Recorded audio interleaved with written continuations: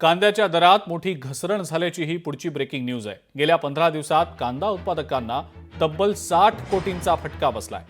कांद्याच्या दरात सातत्यानं घसरण होतीये, त्यामुळे शेतकरी सध्या चिंतेत आहेत। लासलगाव बाजार समितीत कांद्याच्या दरात मोठी घसरण झालेली आहे। प्रति क्विंटल कांद्याला केवळ 1500 रुपये इतकाच सध्या दर मिळतोय। मला सध्या कांद्याला भाव मिळू शकेल।